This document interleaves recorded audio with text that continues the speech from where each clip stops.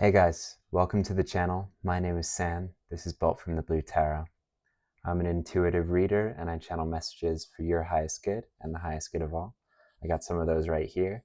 These are just some signs, symbols, synchronicities, some things I channeled that might resonate with you before I started this reading. So I saw sheet rain coming down at an angle from the top right to the bottom left. It was very gray, but definitely still during the day. I saw a Furby, or possibly a Mogwai for my Gremlins fans. I saw an exposed sugar snap pea pod. So like one half had been taken off a little bit so you can see the peas inside. And a few readings ago, I channeled like a growing pea pod that was whole. So it might be like harvest time for something you guys have been growing. I saw the dancing gopher from Caddyshack, so good luck with that. I saw a painted wooden door with a brass handle being flung open before you.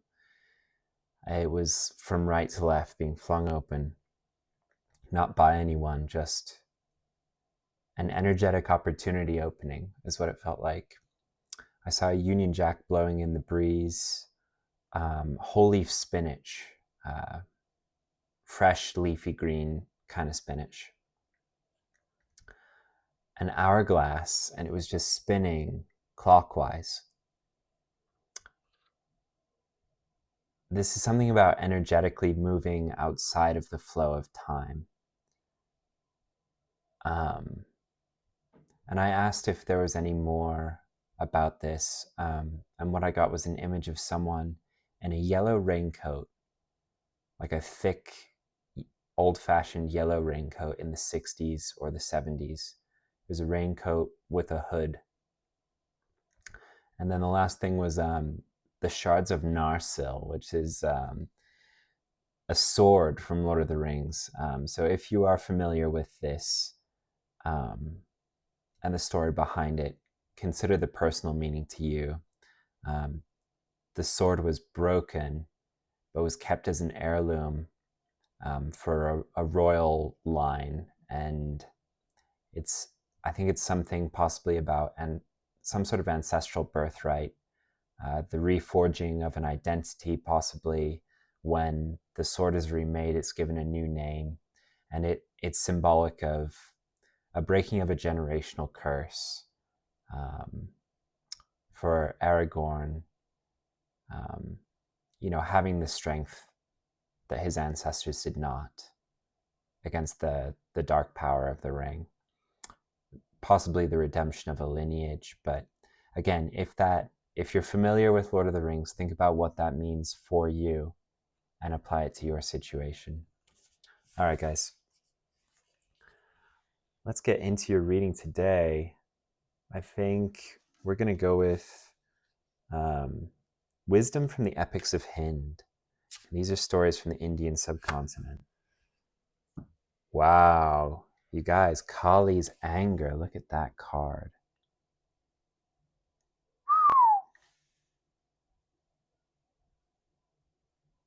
Wow. Kali does not play around, you guys. All right, let's see what the book has to say about this.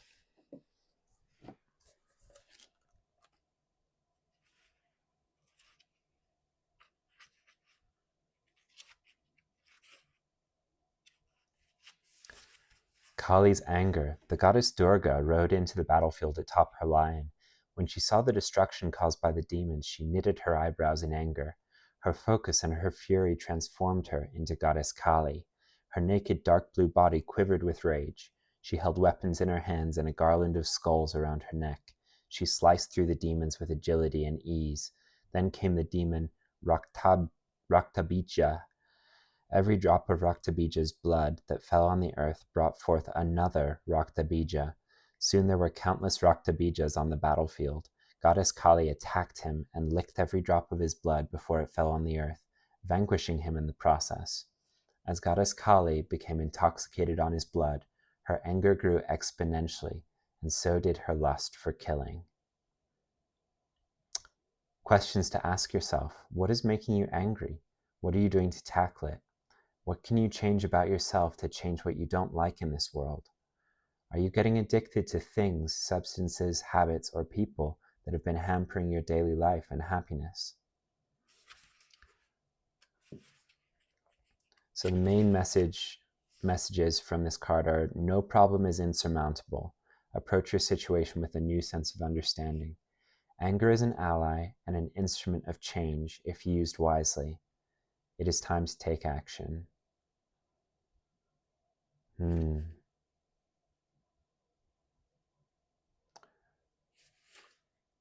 Our anger can be righteous. It can signal to us that something is amiss, that our boundaries have been transgressed, that something is unjust.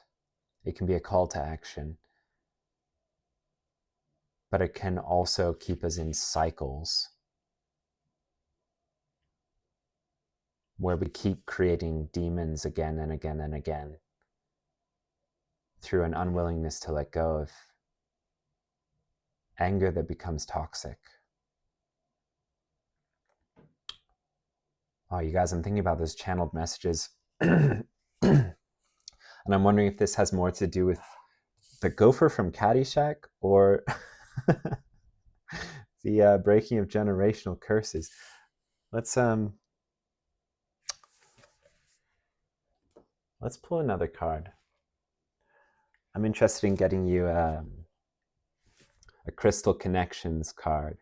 These have really beautiful photographs of crystals out in nature and little advice and messages from each crystal. So let's see what we got for you guys. Spirit Quartz. Check that out.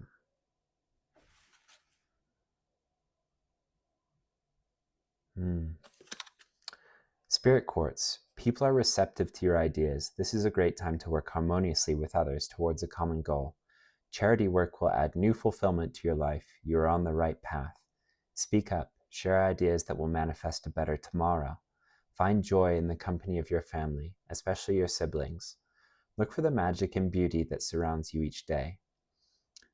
My efforts are being supported by the universe. My dreams manifest into reality before my eyes. So, just the contrast here, color-wise and energy-wise. My sense is that perhaps this cycle of anger, if it is a cycle,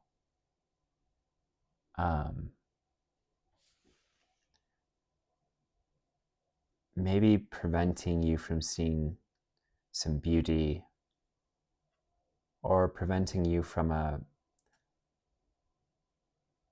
higher perspective or a mindset that is useful to helping manifest your dreams.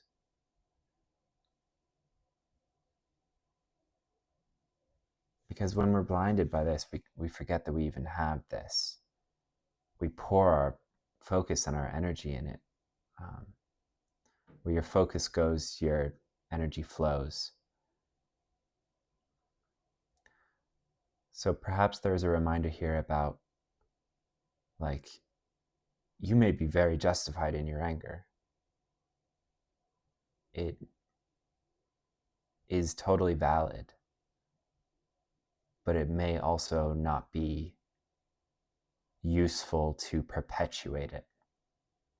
There might be something about that. That can be a difficult message to hear. I hear you guys. I have very much been here.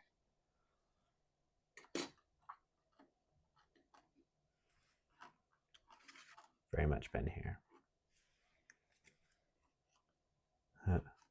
What a duality. Maybe this is going to be a duality reading.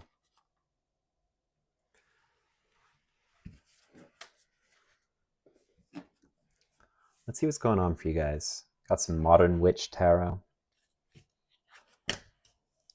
Four of Pentacles coming out. The Hanged One. I think this one. Six of Wands.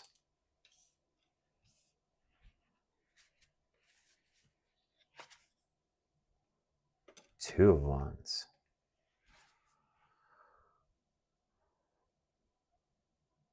One more. Six of Pentacles.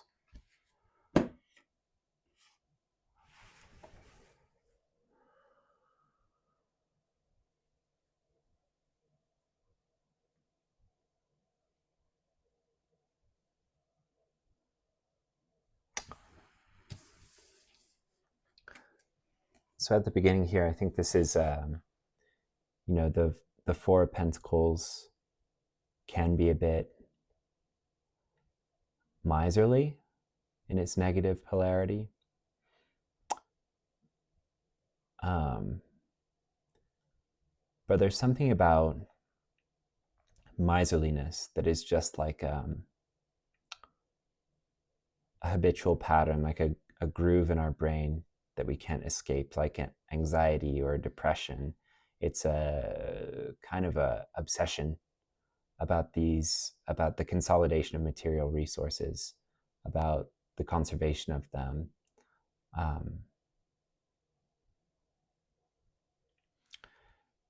So I think this is like an obsessive energy, an obsession of yours possibly that's keeping you, like that's keeping your hands tied behind your back and you strung up by your foot.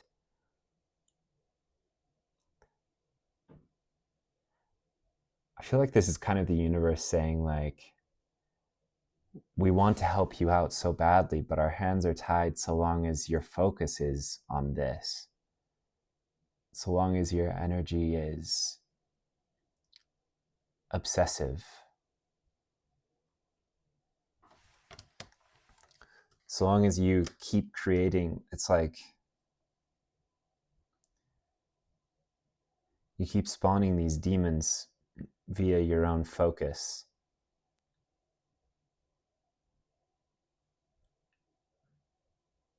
I don't know if you get like, a lot of my channel is about stories. I got this whole story book deck here. I don't know if you guys like It's Always Sunny in Philadelphia, but there's this whole episode where Charlie invites Dee to like walk a mile in his shoes, see what his life is like, and it's like all of these problems of his own creation, and how he has to like build this whole system to like mitigate these problems. And she's like, you have created all of these problems. And he's like, well, this is how the system works, like get with it or don't. And she finds that in his world, like she has to live by these rules because the problems he's created are so pervasive that like the course of least resistance is just to implement these ridiculous coping strategies. But it's all because of his focus on these things being issues in the first place. Like it's all very, very avoidable. So this is like, you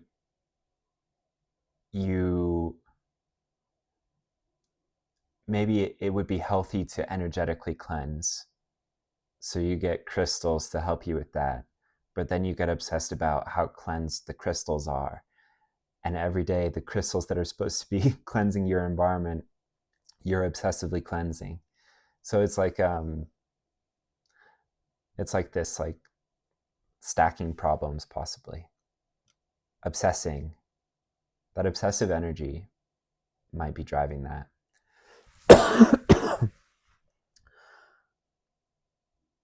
Yeah. Throat chakra stuff as well. I'll figure out how that dovetails. So this Hanged Man situation where your focus is going, that is not allowing it to be on the reality you want to manifest. This might be energetically tying up. Like once you right size this, you got the Six of Wands and the Two of Wands.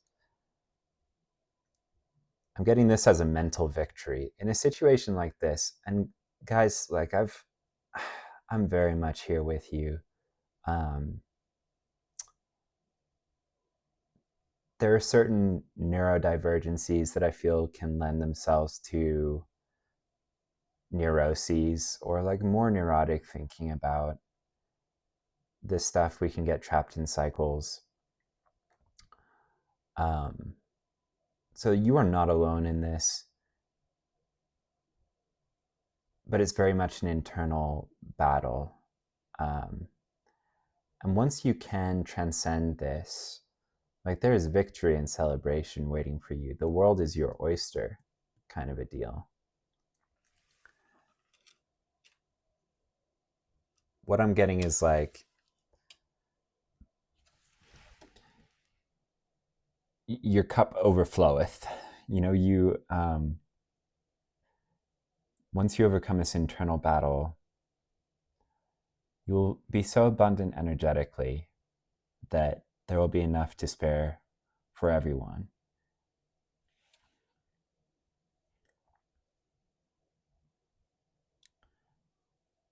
And forgiveness for yourself. And if, you know,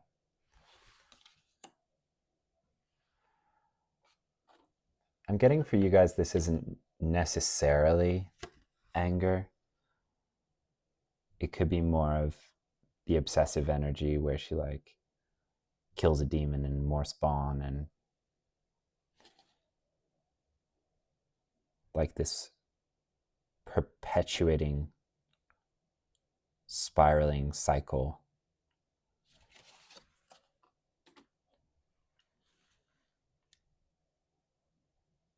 I got lost in that energy there. What I think I was going to say is like, you could be as frustrated with yourself for perpetuating this energetically on purpose or not, justified or not. It's not about that. It's just about what's useful moving forward. And you could harbor resentment towards yourself for perpetuating this once you realize this is what's going on. But that's just another demon. So don't allow that. Once you move past this through self-forgiveness as well, they'll just stop popping up because you've sent love to all of the neuroses that could spawn any more demons. You've quieted your mind, you know?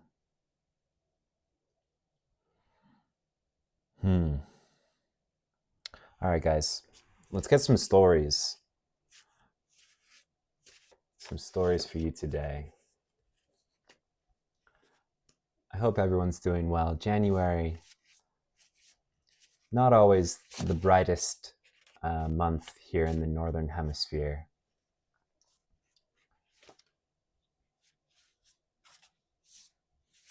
Hope your resolutions are going strong if you made those. Let's see what this is. Ooh, Avatar Cora, writing in her journal. So this is encouraging journaling and writing. Journaling or writing. And this is writing in the vein of reflection or introspection.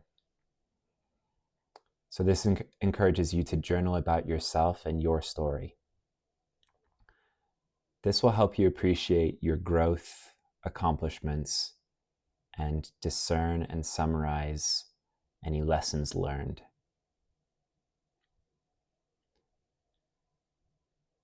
So, yeah, I think when you write this down on paper, it becomes very clear, and there's a certain level of accountability. There's like a finitude, a finality to writing something down. It's something energetic, and you know what I'm talking about if you have experienced it, where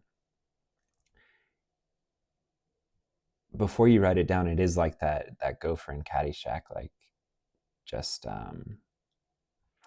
taunting you, because you can be like, okay, I have this neurosis, I'm gonna work on it, and then later on more demons spawn, you get distracted, and it's like, okay, was that really a problem? What did I say the problem was? How did I say I was gonna fix it? It's like you whack-a-mole, you can't nail down this gopher. So writing about this will help you nail it down. And if it is anger, it'll help you figure out what the source of that is, because anger is a very powerful red flag. It is always worth paying attention to our anger, because it points to what is upsetting us, like what has crossed a boundary, or what part of us has been triggered. It points to where we need to either heal ourselves or address something in our world, or with people around us, and writing it down will help you figure out, like, okay, what am I really angry about? Is it actually this thing they said? Is it our larger relationship? Or is it that, this is part of a pattern that I'm working on eradicating in my life, and I'm frustrated that it's coming up again? Just writing it down. Let's see if we can get some other advice for you.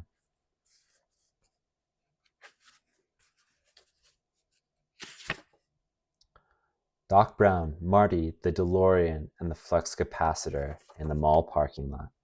So this is Back to the Future. Something is waiting for you in a different time.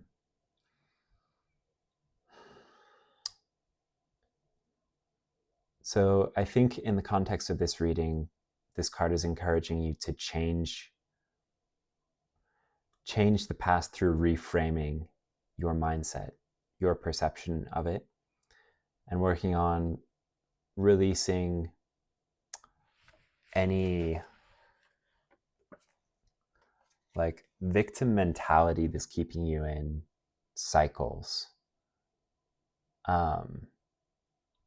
I think when we're trying to get rid of victim mentality, it can be it's so slippery, because it's like, well, no, but I am justified in this. Like, it does suck. And it absolutely does. It subjectively sucks. But it's not a question of, like, so often people get hung up in life and in spirituality about being right or wrong. And it's not about right or wrong. It's about useful and not useful. What moves us forward and what keeps us held back. And it's an act of love to choose that which moves us forward.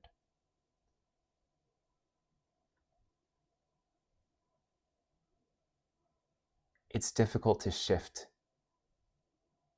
into that place of love from this. So the pragmatic element can be a foothold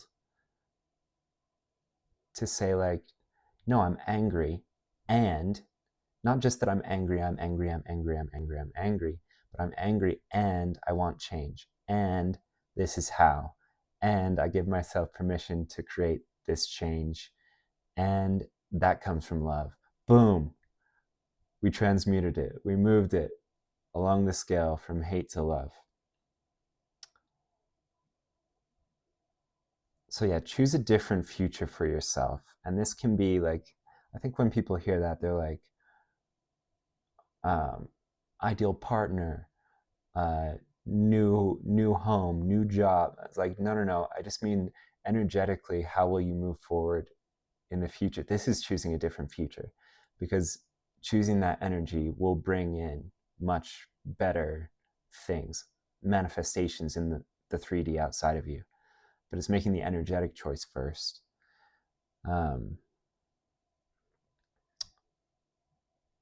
What else from this card?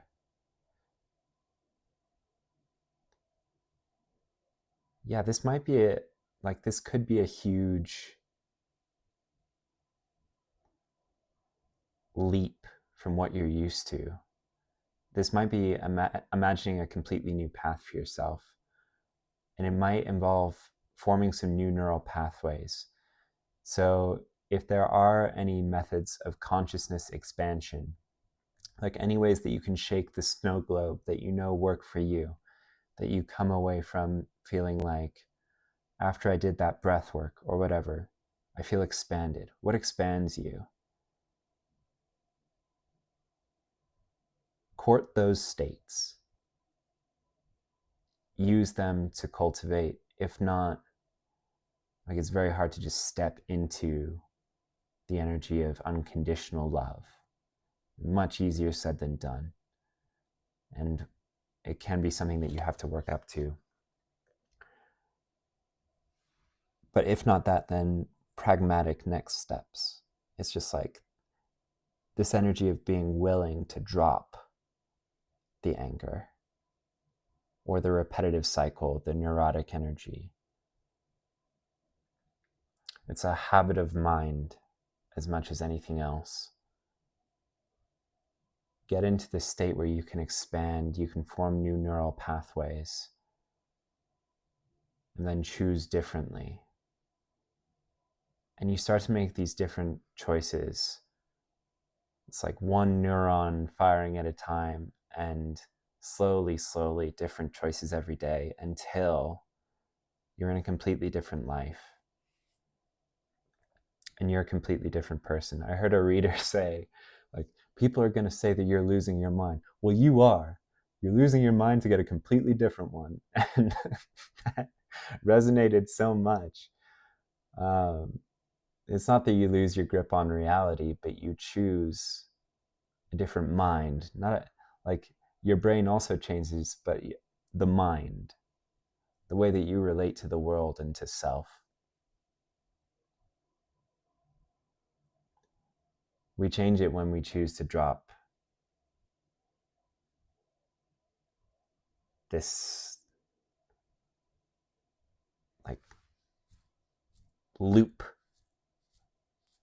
that's keeping us stuck in negative ways of thinking, no matter how subtle. So yeah, think about what is causing this in the past. This can also be something that you include in your journal.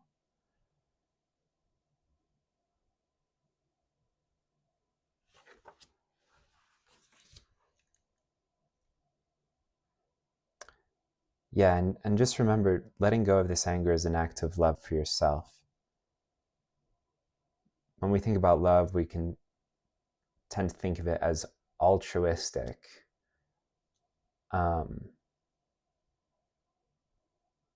But if it helps, and I think it can, you can, at least to start out, reframe it as like purely selfish. Like this anger can motivate us to be like, no, you know what? This is for me.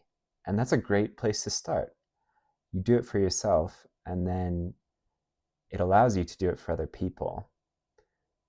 If people can't be kind to themselves, what they'll be to others is nice, not kind, right? Or they'll be self-sacrificing or people-pleasing, but they won't actually be truly kind in the way that the universe is kind when it gives unconditional kindness, because they haven't first extended it to themselves. So do this for you, because you deserve it. You've been through some shit and you deserve better. And the first step is internal, choosing different patterns. Like using your anger to bust out of the knot that's bound your hands together, and then being so effing angry that you like sit all the way up and you chew through the rope that's holding you, that you're hanging by. And, just like using that anger as fuel, transmuting it and using it for your highest good, to motivate you to take action towards self-love. Like there's some alchemy you can do here. Anyway, kind of rambled there. I hope this was useful to you guys. Thank you for tuning in. Be compassionate towards yourself because you deserve it. See you in the next one.